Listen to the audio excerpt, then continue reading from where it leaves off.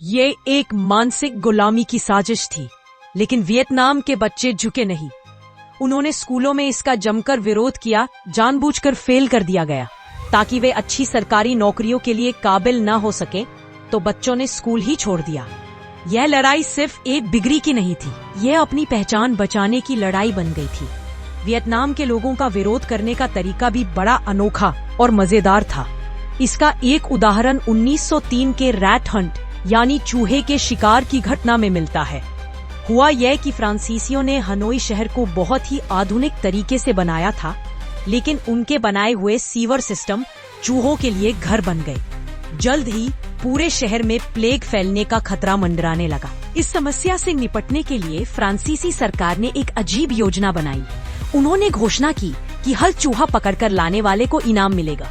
सबूत के तौर पर लोगों से कहा गया कि वे चूहे की पूंछ जमा कराएं। अब देखिए, वियतनामी लोगों ने यहाँ भी अपनी चतुराई दिखाई। वे चूहा पकड़ते, उसकी पूंछ काटते, इनाम ले लेते और फिर चूहे को जिंदा छोड़ देते ताकि वो और चूहे पैदा कर सके और उनकी कमाई चलती रहे। कुछ लोगों ने तो इनाम के लिए बाहर से भी चूहे लाना शुरू कर दिया। फ्रांसीसियों की यह योजना बुरी तरह से फेल हो गई। यह एक छोटी सी घटना थी, लेकिन यह दिखाती थी कि आम लोग भी अपनी सूझबूझ से बड़ी बड़ी ताकतों को कैसे परेशान कर सकते थे। समय बीतता गया। 1930 के दशक में जब पूरी दुनिया महामंदी ग्रेट डिप्रेशन की चपेट में थी, तो वियतनाम के किसानों और रबर बागानों में काम करने वाले मजदूरों की हालत और भी खराब हो गई। चावल और रबर के दाम गिर गए, कर्ज बढ़ गया और चारों तरफ निराशा का माहौल था। ऐसे ही निराशा के अंधेरे में वियतनाम के इतिहास में एक ऐसी शख्सियत का उदय हुआ जिसने इस देश की किस्मत हमेशा के लिए बदल दी। उनका नाम था हो ची मिन्ह। हो ची मिन्ह एक साधारण परिवार से थे, लेकिन उनके सपने असाधारण थे। अलग अलग विचारों को समझा और फिर अपने देश की आजादी का एक नया रास्ता बनाया। उन्होंने बिखरे हुए राष्ट्रवादी समूहों को एक साथ लाने का काम किया। फरवरी 1930 में उन्होंने अलग अलग गुटों को मिलाकर वियतनामी कम्युनिस्ट पार्टी की स्थापना की। बाद में इसका नाम इंडो चाइनीज कम्युनिस्ट पार्टी रखा गया। उन्होंने किसानों और मजदूरों को समझाया कि उनकी असली ताकत उनकी एकता में है। इसी दौरान राष्ट्रवाद की एक और लहर धार्मिक आंदोलनों से भी उठी। 1929 में हुआ हाउ आंदोलन, हुआ हाउ मूवमेंट शुरू हुआ, जिसके संस्थापक थे हुएन फूसो। हुएन फूसो वो समाज में फैले अंधविश्वास और फिजूल खर्ची के खिलाफ थे और लोगों में देशभक्ति की भावना जगाते थे। फ्रांसीसी सरकार उनसे इतना डर गई थी कि उन्हें पागल घोषित कर दिया था। कहानी में एक बहुत बड़ा मोड़ तब आया जब 1940 में दूसरा विश्व युद्ध शुरू हुआ। जापान ने फ्रांस पर हमला किया और उसे हराकर वियतनाम पर कब्जा कर लिया। अब वियतनाम के लोगों के सिर पर एक नहीं बल्कि दो विदेशी ताकतें खड़ी थी। पहले से मौजूद कमजोर फ्रांसीसी और नए ताकतवर जापानी। इसी मुश्किल घड़ी में हो ची मिन्ह ने अपने लोगों को एकजुट किया। 1941 में उन्होंने वियत मिन्ह बताया नाम का एक संगठन बनाया, जिसका पूरा नाम था वियतनाम की आजादी के लिए लीग। इसका एक ही लक्ष्य था, किसी भी कीमत पर वियतनाम की आजादी हासिल करना। अगस्त 1945 में जब जापान ने युद्ध में हार मान ली, तो वियत मिन्ह ने इस मौके का पूरा फायदा उठाया।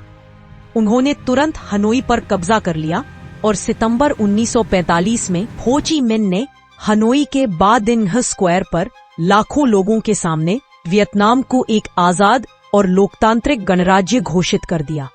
लेकिन आजादी की यह सुबह बहुत छोटी थी। फ्रांस अपनी हार मानने को तैयार नहीं था। वियतनाम का राजा बाओ दाई फ्रांसीसियों के हाथ की कठपुतली बन गया।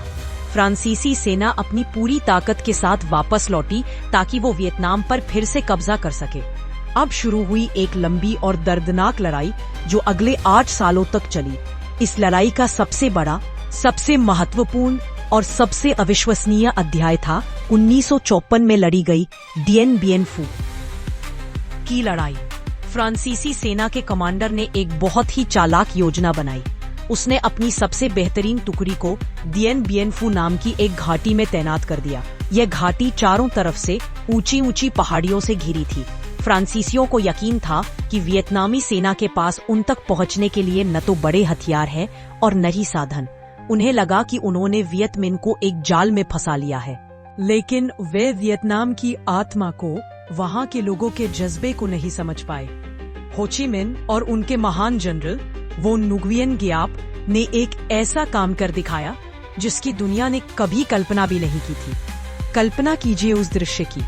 हजारों लाखों आम लोग, किसान, औरतें, बूढ़े और जवान अपने कंधों पर और अपनी पुरानी साइकिलों पर भारी तोपों और गोला बारूद को लाद कर रात के अंधेरे में घने जंगलों और खतरनाक पहाड़ी रास्तों से गुजर रहे थे।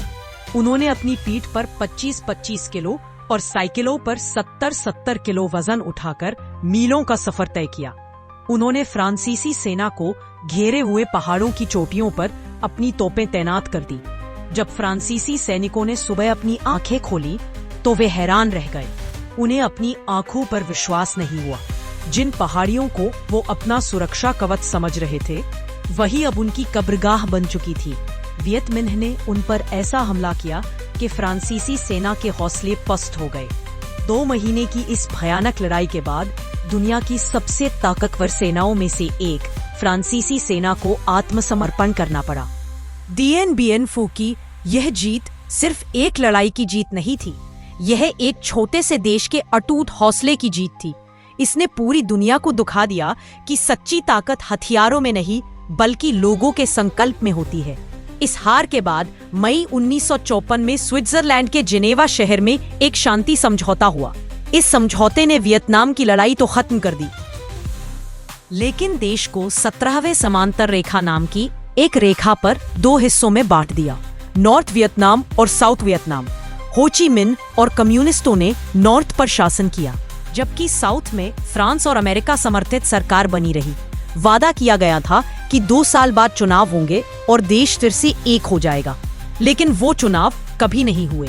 अमेरिका को डर था कि अगर चुनाव हुए तो हो ची मिन जीत जाएंगे और पूरा वियतनाम कम्युनिस्ट बन जाएगा। इसलिए उन्होंने साउथ वियतनाम में एक तानाशाही सरकार को समर्थन दिया और यहीं से शुरू हुई एक और लंबी और विनाशकारी लड़ाई। तो दोस्तों, ये कहानी थी वियतनाम के राष्ट्रवादी आंदोलन की। ये हमें सिखाती है कि आज़ादी एक दिन में नहीं मिलती। इसके लिए पीढ़ियों को संघर्ष करना पड़ता है, बलिदान देना पड़ता है। ये कहानी हमें बताती है कि कैसे शिक्षा, संस्कृति और छोटे छोटे विरोध भी आज़ादी की लड़ाई का एक अहम हिस्सा बन सकते हैं। वियतनाम की कहानी एक अधूरी जीत की कहानी है, लेकिन ये एक अटूट संकल्प की भी कहानी है। ये उस ड्रैगन की आत्मा की कहानी है जो जख्मी तो हुआ पर कभी हारा नहीं। ये हमें याद दिलाती है कि जब एक देश के लोग अपनी पहचान और अपने स्वाभिमान के लिए एक साथ खड़े हो जाते हैं तो उन्हें कोई भी ताकत हमेशा के लिए झुका नहीं सकती। वियतनाम का संघर्ष अभी खत्म नहीं हुआ था, लेकिन उनकी आत्मा अजेय थी।